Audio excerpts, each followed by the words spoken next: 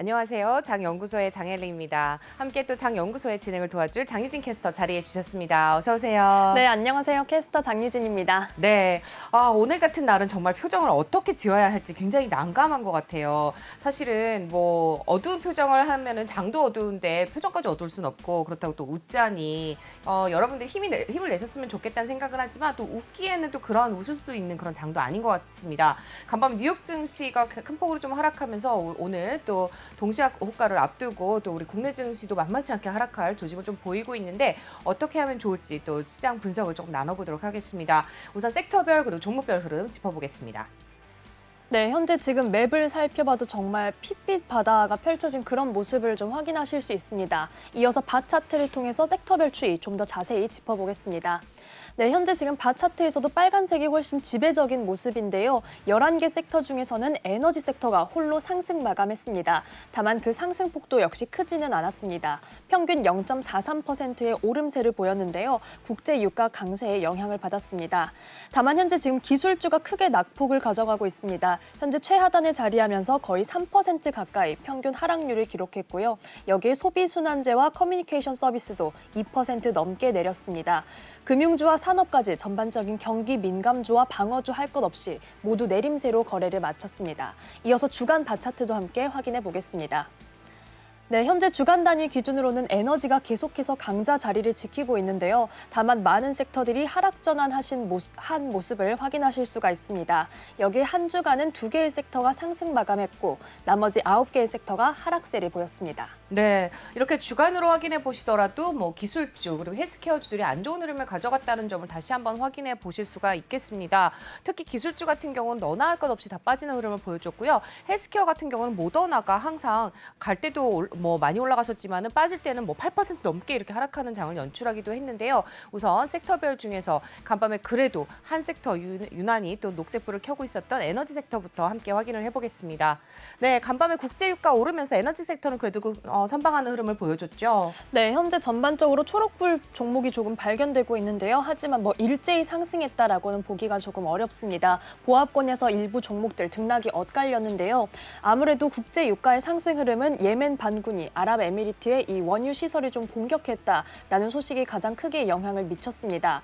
이 소식이 전해지면서 어제 국내 시장에서도 장 마감 전에 조금 후반에 어떤 흥구석유랄지 중앙에너비스 등의 종목들이 상승 흐름을 가져가기도 했는데요. 공급 차질 우려가 커지면서 WTI 장중에는 86달러 선을 넘어서기도 했습니다. 시장 분석가들은 현재 오펙이 증산량을 충족하지 못할 경우에는 이러한 공급 우려가 커지고 있기 때문에 유가가 100달러를 넘을 수도 있다라면서 현재 지금 뭐 골드만삭스에 이어서 또 한 번 이런 강한 전망을 내놨습니다. 여기에 엑슨모빌은 1% 넘게 오르면서 거래 마쳤는데요. 정규장 종가를 73달러 선에 형성했습니다. 이어서 쉐브론 살펴보시면요. 다만 강보합권에서 거래 마쳤습니다. 129달러 선을 기록했습니다. 이어서 상승률이 좋았던 종목 옥시덴탈 페트롤리움 살펴보겠습니다. 1.46% 오르며 36달러 선을 기록했습니다. 네, 이렇게 해서 다양한 또 분석들이 나오고 있습니다. 국제유가가 100달러를 넘어설 것이다. 오히려 뭐 브렌트 같은 경우 뭐 125달러까지도 갈 것이다. 항상 이런 이야기들이 시장에서 나올 때마다 사실은 그때가 고점일 수도 있습니다. 유가가 변동성이 가장 큰 점이라는 거 이미 다 알고 계실 텐데요. 이럴 때 뒤늦게 또 125달러 간다더라 이러면서 유가에 투자하거나 뭐 유가와 관련한 에너지 관련주에 투자하시는 분들 조금 위험하다라고 생각을 해보셔야 될 것 같습니다. 이미 진입한 분들은 다시 한번 좀 보유를 하시되 신규 진입은 하지 않도록 하는 점 좀 전략 구성해 보시면 좋을 것 같고요. 바로 이어서 우리 또 계속해서 요즘에 많이 나오는 종목이죠. 마이크로소프트 확인해 보겠습니다. 네, 마이크로소프트 저희가 어제 장연구소에서 순매수 탑 종목을 살펴볼 때 메타버스 시장에 어떤 수혜주가 될 수 있다라고 소개를 해드렸는데 실제로 메타버스 시장으로의 진입을 계속해서 본격화하는 모습입니다. 어제 장 초반에 액티비전 블리자드를 인수한다라는 소식이 전해졌는데요. 이는 687억 달러 규모의 지금까지 마이크로소프트 사상 가장 역대 최대의 규모로 알려지고 있습니다. 주당 95달러를 전액 현금 매입한다라고 앞서 또 자세히 짚어주셨습니다. 보여주셨는데요. 이는 금요일 종가 기준으로 45% 프리미엄이 붙은 수치입니다. 여기에 지금 마이크로소프트가 향후 게임 시장과 메타버스 경쟁력을 계속해서 키워나갈 것으로 전망되고 있는데요. 다만 워낙 빅딜인 만큼 이런 좀 비용에 대한 우려감이 시장에서는 크게 작용했습니다. 2% 넘게 내리면서 302달러 선의 거래를 마쳤습니다. 하지만 액티비전 블리자드는 해당 소식이 전해지면서 주가가 급등세를 기록했습니다. 네, 액티비전 블리자드 확인해 보시면 25% 넘게 거의 26% 가까이 오르면서 82달러 선의 거래를 마쳤는데요. 이렇게 급등세를 기록했음에도 불구하고 여전히 현재 그 프리미엄 가격에는 미치지 못하는 모습입니다. 액티비전 블리자드는 지난 겨울에 계속해서 좀 바닥을 다지는 모습이었는데요.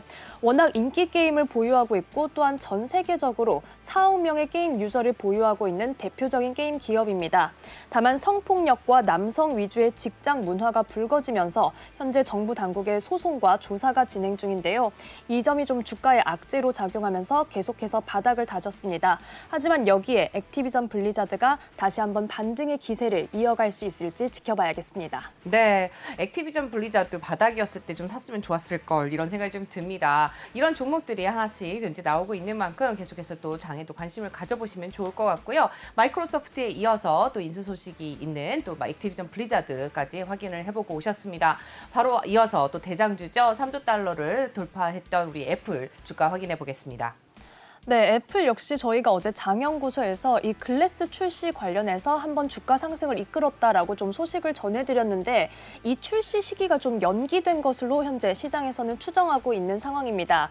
애플은 약세장 속에서 2% 가까이 내리며 169달러 선의 거래를 마쳤는데요. 다만 현재 월가 IB들은 이 안경 출시가 연기되더라도 당장 주가에 크게 타격을 입히지는 않을 것이다 라고 보고 있습니다.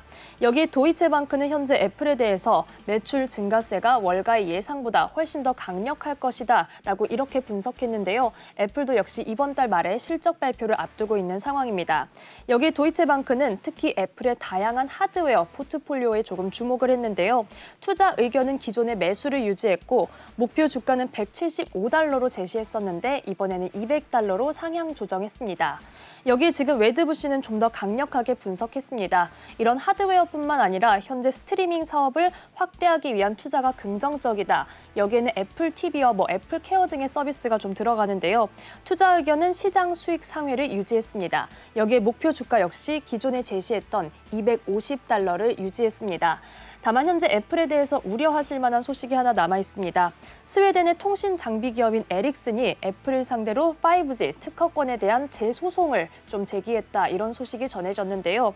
지난해 12월을 끝으로 해당 라이선스는 종료가 됐는데 애플에서는 에릭슨이 너무 무리한 로열티를 요구했다라고 현재 주장하고 있고 에릭슨 측에서는 현재 라이선스 없이 우리 기술을 계속해서 사용하고 있기 때문에 이에 대해서 소송을 제기한다라고 밝혔습니다. 네, 애플과 함께 또 에릭슨의 소송 소식까지 함께 전해드렸습니다. 호재와 악재가 함께 나가고 있는 애플의 또 주가까지 함께 확인을 해보셨고요. 지금 반도체로 넘어가기 전에 애플 옆에 아까 녹색불을 강하게 키우고 있는 종목이 하나 있던데 어떤 종목일까요? 네, 지금 업무 솔루션 향상을 위한 소프트웨어를 제공하고 있는 시트릭스라는 기업인데요. 현재 지금 기술주 약세장 속에서 좀 홀로 살아남는 모습을 보였습니다. 간밤에 5% 넘게 오르면서 101달러 선의 정기장 거래를 마쳤는데요. 시트릭스는 현재 엘리엇 인베스트먼트 그리고 비자 에퀴티 파트너스가 이 시트릭스를 인수하기 위한 협상이 진전되고 있다라는 소식이 블룸버그 통신 보도를 통해서 전해졌습니다. 해당 인수가 계속해서 진행될 수 있을지 해당 어떤 추후 과정은 저희 장연구소에서 전해드리도록 하겠습니다. 네, 우리 또 국내 증시, 삼성전자, SK하이닉스 등 또 이런 또 기회를 엿볼 수 있는 우리 반도체 관련 섹터도 함께 확인을 해보겠습니다. 근데 반도체 섹터도 마찬가지로 지난밤에 굉장히 좀 안 좋은 흐름을 가져갔어요. 엔비디아부터 짚어볼까요? 네, 아무래도 지금 미 국채 금리가 크게 급등을 하면서 기술주 전반적인 약세장 속에 반도체 섹터 역시 크게 좀 타격을 입었습니다. 하지만 개별 종목으로는 조금 긍정적인 분석과 소식들도 나와 있는데요. 우선 엔비디아는 간밤에 4% 가까이 내리며 259달러 선에 거래를 마쳤습니다. 다만 이번 주부터는 지포스 나우를 통해서 아이폰과 아이패드를 위한 포트나이트 서비스를 재개한다라는 소식이 전해져 있습니다. 이어서 반도체 장비주가 지난주에 좋은 흐름을 보여줬는데 어플라이드 머티리얼즈 확인해 보겠습니다. 네, 역시 지금 간밤에는 거의 8% 넘게 내리면서 그간의 상승분을 일부 반납하는 모습 보였습니다. 152달러 선의 정기장 거래를 마쳤는데요. 베렌버그가 어플라이드 머티리얼즈에 대해서 단연간 반도체 장비 수요 전망이 낙관적이다라고 이렇게 분석을 했습니다. 여기 투자 의견은 기존의 매수를 유지했고요. 목표 주가를 많이 올려잡았습니다. 160달러에서 205달러로 높여 잡았다는 점 확인해 보시기 바랍니다. 네. 이어서 웰스파고가 반도체 장비주에 대해서 일제히 조금 상세한 분석을 내놨는데요. 먼저 웰스파고가 토픽으로 선정한 종목은 바로 KLA 코퍼레이션입니다. 네, KLAC라는 굉장히 조금 헷갈리는 종목명과 헷갈리는 그런 티커를 가지고 있는데요. 간밤에는 물론 7% 넘게 내리면서 412달러 선에 거래를 마쳤습니다. 다만 웰스파고는 웨이퍼 팹 장비 시장 규모가 올해 10% 이상 확대될 것인데 여기에 KLA 코퍼레이션이 가장 크게 수혜를 입을 것이다 라고 분석했습니다. 현재 KLA 코퍼레이션은 오는 27일 실적 발표를 앞두고 있다는 점도 참고하시기 바랍니다. 네, 다음으로 살펴보실 종목은 램 리서치입니다. 웰스파고는 현재 지금 KLA 코퍼레이션과는 조금 대조적인 그런 분석을 내놨는데요. 말레이시아 신규 설비 생산 확대는 램 리서치의 이익에는 조금 부정적인 영향을 미친다라고 이렇게 분석했습니다. 다만 램 리서치 역시 오는 26일에 실적 발표를 앞두고 있다는 점 참고하시기 바랍니다. 마지막으로 살펴볼 종목은 ASML입니다. 네, 웰스파고는 역시 ASML에 대해서도 조금 우려감을 표했는데요. ASML이 베를린에 있는 공장에서 화재가 좀 발생했었다라고 합니다. 그런데 이 화재로 인한 피해 규모를 현재 정확히 밝히지 않고 있는 상황인데요. 이 점이 아무래도 투심에 부담이 될 수 있고 이 사고 규모가 정확하게 밝혀질 경우에는 이익에 부정적인 영향을 미칠 것이다 라고 분석했습니다. ASML은 반도체 전반적인 약세장 속에 4% 가까이 내리며 715달러 선을 기록했습니다. 네, 이렇게 해서 전반적으로 반도체 섹터 확인해 보고 오셨고요. 그중에서도 특징주들을 함께 살펴봤습니다. 앞서서 장유진 캐스터가 짚어준 것처럼 또 뭐 웨이퍼 팹 장비 시장 규모가 올해 10% 이상 성장할 것이다 라는 점 주목하시면 좋을 것 같고요. 국내 증시에서도 함께 주목해 보실 만한 관련주들이 있다면 나중에 전해드리도록 하겠습니다. 마지막으로 금융 섹터 짧게 함께 확인해 보도록 하죠. 네, 실적 발표한 종목 빠르게 확인해 보겠습니다. 골드만삭스와 찰스 슈왑이 모두 시장의 예상치를 하회하는 실적을 발표하면서 주가가 약세 흐름을 보였습니다. 골드만삭스는 거의 7% 가까이 내리며 354달러 선에 거래를 마쳤고요. 이어서 찰스 슈왑도 확인해 보시면 역시 3% 넘게 내리며 92달러 선에 거래를 마쳤습니다.